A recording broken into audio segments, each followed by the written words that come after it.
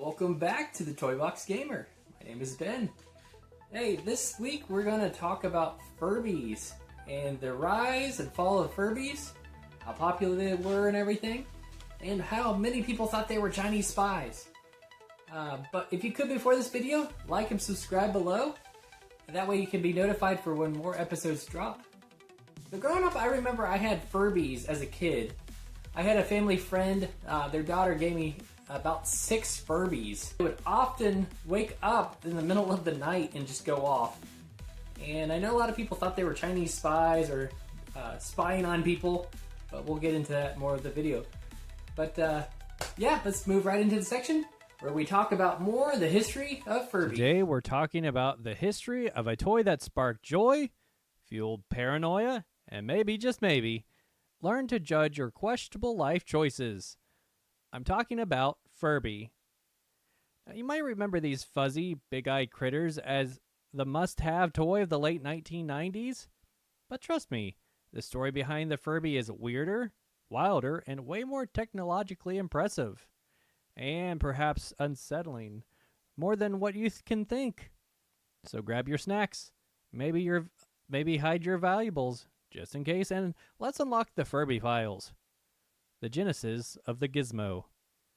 Our story begins not in a toy factory, but in the minds of 2 rather brilliant and possibly slightly mad inventors, Caleb Chung and David Hampton. These guys weren't your average toy makers. Chung had a background in animatronics, even working on Chuck E. Cheese. Think about that for a second. The Furby has a Chuck E. Cheese DNA. Hampton was a robotics expert. Together, they dreamed of creating a toy that felt alive. Their initial creation was called the Furbish brain, a little electronic critter that could react to its environment. Think of it as a proto-Furby, a hairy little concept car. This got the attention of Tiger Electronics, the company that brought us such handheld classics as the Double Dragon Tiger game. You know, the ones where you mostly just mashed buttons and hoped for the best. Tiger saw the potential in this interactive creature, and after some serious brainstorming, and probably a lot of caffeine, the Furby as we know it was born in 1998. And boy, did it explode onto the scene. It was like the Beanie Baby craze, but instead of just looking there cute, it actually could talk.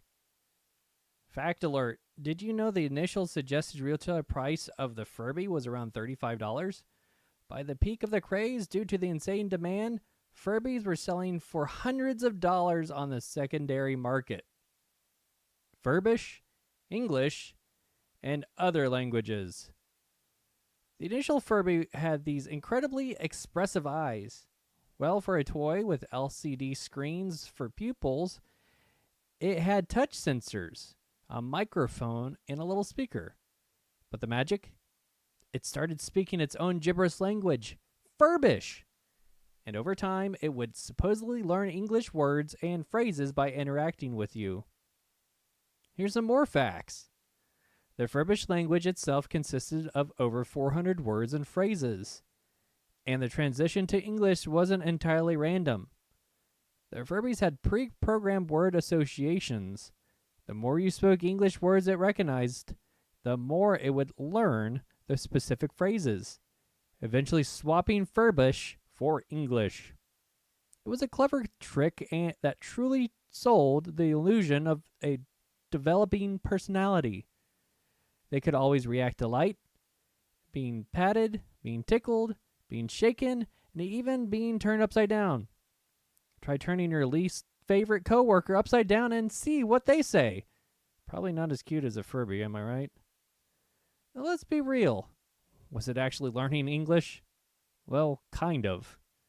It had a pre-programmed set of responses that would associate with certain stimuli. The more you interacted with it in English, the more English phrases it would cycle through. Think of it less like a language prodigy and more like a very advanced, very fluffy parrot. A parrot that could wiggle its ears.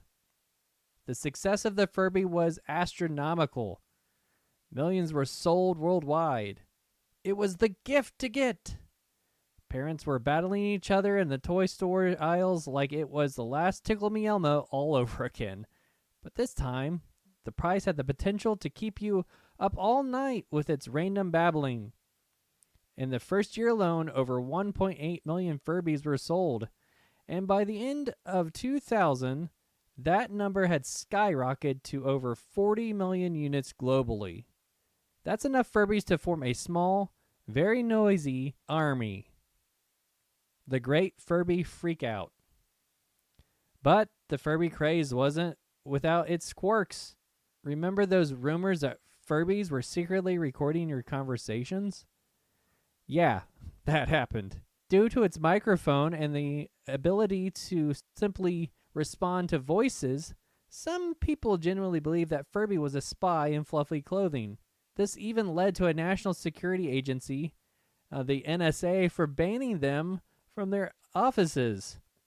Apparently, top secret government intelligence was no match for a toy that could say "da da da da" at the most inopportune moments. And it wasn't just the NSA getting twitchy.